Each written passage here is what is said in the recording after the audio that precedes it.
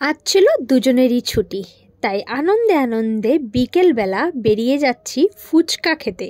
কোথায় ভালো ফুচকা খাওয়া যায় সেটা হচ্ছে আজকে আমাদের সন্ধান করে বার করতে হবে, ঠিক আছে? তার আগে ওয়েলকামটা জানিয়ে নিই। Welcome back to the channel সবাইকে।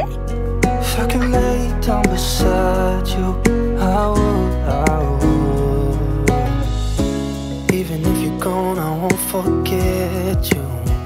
You're all I know, what I need, and that ain't changing. যারা তোমরা আজকে আমাদেরকে প্রথমবার দেখছো, হাই গাইজ, আমি ঝেলেক অ্যান্ড আমার হাজব্যান্ড তন্ময় ফ্রম দুবাই। তো যেরকম বললাম তোমাদেরকে, আজকে হয়েছে দুজনেরই ছুটি অনেক দিন পর। আমি তো 9 দিন পর আজকে ছুটি পেলাম অফিস থেকে। তো সকালবেলা থেকে নিজেদের মতন টাইম স্পেন্ড করে, খাওয়া দাওয়া করে, ভালো করে রান্না বান্না করে খেয়েছি। তারপরে আর ব্রেকফাস্ট করতেও গেছিলাম আমরা সঙ্গীতা, তোমরা দেখেছো হয়তো মিনি ব্লগে।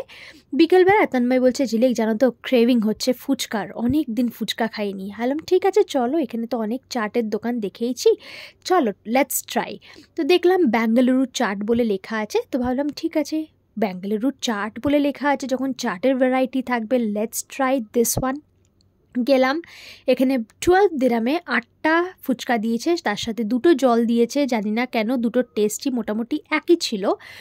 আর এটা আলু ছাড়া ফুচকা কিন্তু, হ্যাঁ, যেরকম চেন্নাইতে খেতাম না, তার ভেতরে ভেজিটেবলস ছিল, একটুখানি উপর থেকে সেউ দিয়ে দিয়েছে, এরকম আর কি, গাজর এইসব দিয়ে ফুচকা। আর তন্ময়ের এক্সপ্রেশন দেখলে বুঝতে পারবে ফুচকার টেস্টটা কেমন ছিল। It was not good at all. Tanmoy তো তাও বললো সো মোটামুটি ভালো, বাট আমার তো একদম ভালো লাগেনি। আমি যা চেন্নাইতে ফুচকা খেয়েছি তার থেকেও এটা ভাবছি যে কী করতে খেতে এলাম আর কি, এরকম অবস্থা। ভীষণভাবে ডিসহার্টেন্ড হয়ে গেলাম যে সব ফুচকায় কি এখানে এরকম পাওয়া যায়। যাই হোক, এখানে কোনো রকম খেয়ে পাশে আরেকটা চোখে পড়লো যে এখানেও ফুচকা পাওয়া যায়। আর এখানে দেখছিলাম উনি, এই যে দেখছো একটা স্মল স্কোয়ার করা আছে, এখান থেকে উনি হাত বার করে করে ফুচকা দিচ্ছে। এটাই তো আসল ফুচকা খাওয়ার ফিলিং, তাই না বলো? যে ওয়েট করবো একটুখানি, তারপরে উনি জল ভরে দেবে, তারপরে এটা আলু ফুচকা। তো এখানে ফুচকা খেয়ে ফাইনালি ভালো লাগলো। তন্ময় দেখছিল যে আমার মন খারাপ হয়ে গেছে একদম, ফুচকা খেতে এসে ফুচকা খেতে পাচ্ছি না। তো সঙ্গে সঙ্গে বললো ঠিক আছে ঠিক আছে, পাশে এটা আছে, let's try this one also. আর এটা খেয়ে সত্যি আমরা খুব স্যাটিসফাইড হয়েছি। লাকিলি আমরা ট্রাই করলাম, and from next time we are going to come here. বলে না যে একবারেই সব কিছু জাজ করে নিতে নেই, অনেক অপশনস থাকে, so we have to explore. সব জায়গায় এক হয় না, so we are happy with this one. সোহাগে আদরে বাঁধা পড়ে আমি ভালোবেসে, এখানে খেয়ে আমরা দুজনে হেপি মজা পেয়ে গেছি। আমরা 2টো প্লেট খেলাম এখান থেকে অনেক দিন পর, খুব ভালো, খুব ভালো লাগলো। কলকাতা থেকে লাস্ট ফুচকা খেয়ে এসছি। আবার 2টো ফাও দিয়েছিল, অনেক রকমের ফিলিংয়ের অপশনও ছিল। আমি ভাবি জানো, আমি এখান থেকে যাতায়াত করি, মনে হয় এখন দেখা হয়ে যাবে হয়তো। আর তুমি তো ওদিকে বুঝতে পারি, হ্যাঁ বুঝতে পারি, ওই জায়গা তো আগে থেকে জানতাম। হ্যাঁ এসেছিলাম, যাবো এখানে পার্লারে, এখানে দিতে ঘুরে একটু বাইটা দর্শন করে যাই। আমার সাথে দেখা হয়ে গেল আজকে, শর্মিষ্ঠা দিদি বলছি, দিদি না কি বলবো, শর্মিষ্ঠা দি তো আমাকে ফেসবুকে মেসেজ করেছিল, আমাকে অনেকবার যেতে বলেছিল। আজকে হঠাৎ করে আমি তাদের ফুচকা খাচ্ছি, তোমরা দেখলেই, আর দেখা হয়ে গেল দিদির সাথে। কেমন লাগছে বলো? আমি তো অপেক্ষা করেছিলাম কবে দেখবো তোমাকে, রাস্তাঘাটে পেয়ে যাবো মনে হচ্ছে। অনেকদিন ঠিক হয় না, আমি বললাম বর্জবন্ধনে তো আসলেই যাবে, সেটাও হয়নি। যাবো একদিন, যাবো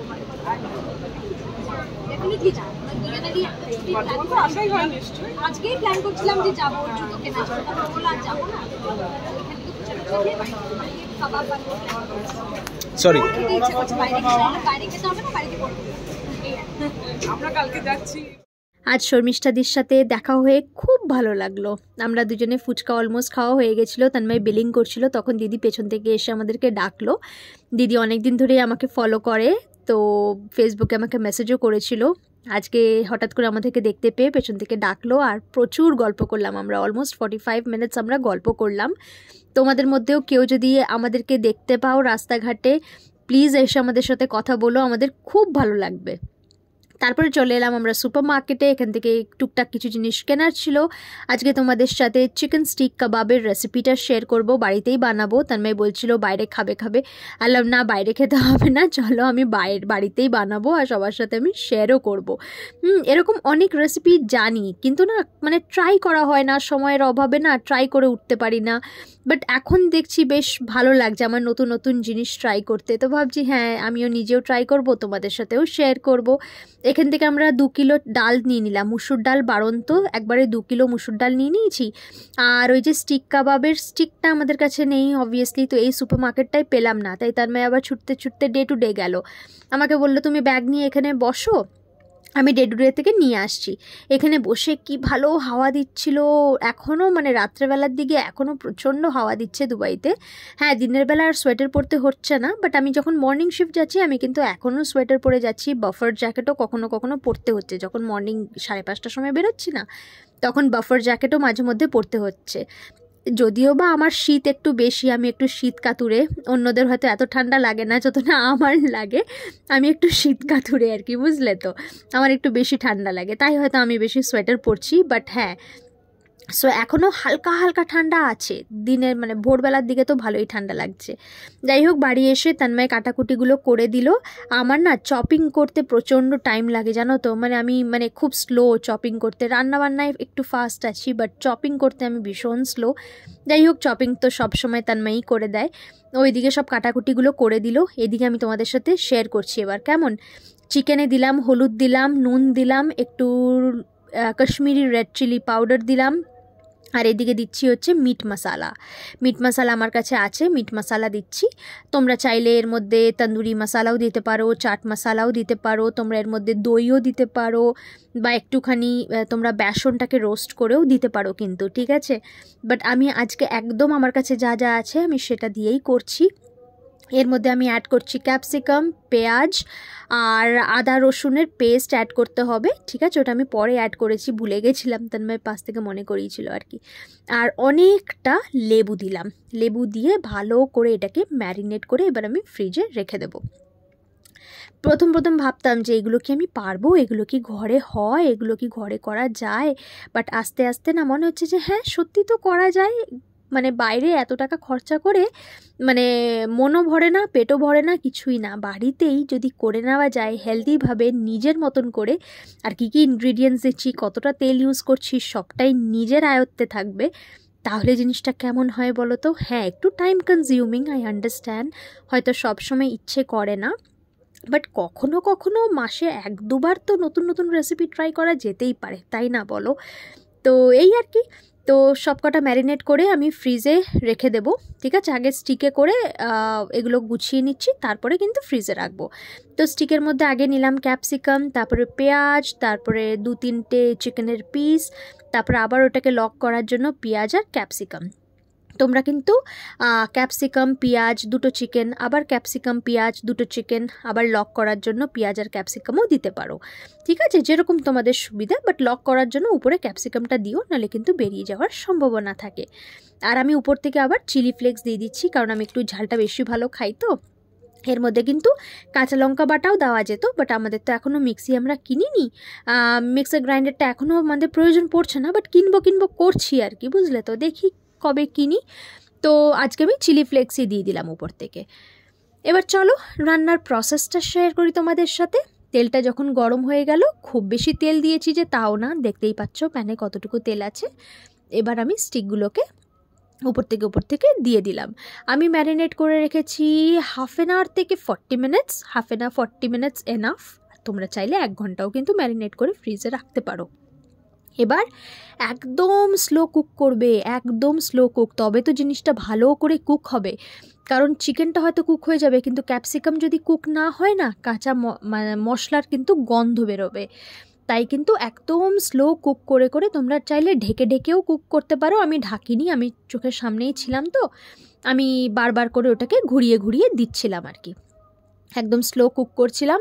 আর দেখতে নিজেরই এত ভালো লাগছিল। দেখবে কখনো কখনো যদি নিজের কোনো রেসিপি ট্রাই করো বা কিছু, আর ওটা যদি ইট টার্নস আউট গুড, নিজের মনে কত ভালো লাগে, তাই না বলো। আচ্ছা আরেকটা জিনিস তোমাদের সাথে, কালকে আমি একটা কোট শেয়ার করেছি, হ্যাঁ কমিউনিটি পোস্টে। মাঝে মধ্যে আমি এবার থেকে তোমাদের সাথে 1-2 করে কোট শেয়ার করব। মানে এই সকালবেলা যদি এই পজিটিভ কোটসগুলো পড়া যায় না, দেখবে সারাদিন মনটা কিন্তু ভালো যায়। তো আমি কোটটা দেখছিলাম যে তোমার লাইফের তুমি কতটা সুখী বা তুমি কতটা happy, it's not measured by the amount of money you have or car or house you have, but it's measured by the amount of peaceful life you are leading and তুমি কতটা হ্যাপি তোমার লাইফে। তোমার লাইফের main শান্তি যদি তুমি থাকে তাহলেই কিন্তু তুমি অনেকটা রিচ। কিন্তু তোমার মনে যদি শান্তি নেই আর তুমি কোটিপতি, তাহলে কিন্তু তুমি মানে একদমই তোমার কাছে কিছু নেই। তাই মনের শান্তিটা সব থেকে ইম্পর্ট্যান্ট, যেটা আমি আমার লাইফের সব থেকে প্রায়োরিটি বলে মনে করি। আমার মনে হয় আমার যদি টাকা পয়সা একটু কমও থাকে কোনো ব্যাপার না, কিন্তু আমি যেন হ্যাপি থাকি, আমার মনে যেন শান্তি থাকে, আর আমার পরিবারের যেন সবাই সুখে থাকে, মানে সুস্থ থাকে, বাস এটাই মেন প্রায়োরিটি। কথা বলতে বলতে হয়ে গেল আমার চিকেন স্টিক কাবাব। ওইদিকে কথা বলতে বলতে তোমাদের সাথে পরোটাও গরম করে নিয়েছি, আর সকালবেলায় বানিয়ে রেখেছিলাম আলু বিটের তরকারি। উইথ দ্যাট আজকের ভিডিওটা তাহলে এখনই এন্ড করছি। হয়তো একটু ছোট ভিডিও ছিল, বাট খুব সুন্দর একটা রেসিপি তোমাদের সাথে শেয়ার করলাম। অবশ্যই করে ঘরে ট্রাই করো। তোমরা বলো আমাকে যে রেসিপিস শেয়ার করতে, তাই আমারও বেশ ভালো ইন্টারেস্ট লাগছে এখন। সো ভিডিওটা এই অবধি যদি দেখে থাকো আর একটুও ভালো লেগে থাকে, তাহলে অবশ্যই করে লাইক করো, কমেন্ট করো, শেয়ার করো, সাবস্ক্রাইব না করে যেও না। অ্যান্ড যেরকম ভালোবাসা দাও সব সময় সেরকমই ভালোবাসা দিতে থেকো। খুব শিগগিরই অন্য আরেকটা ভিডিওর সাথে দেখা হচ্ছে। খুব ভালো থেকো, সুস্থ থেকো আর আনন্দে থেকো, ঠিক আছে? চলো টাটা, আসি।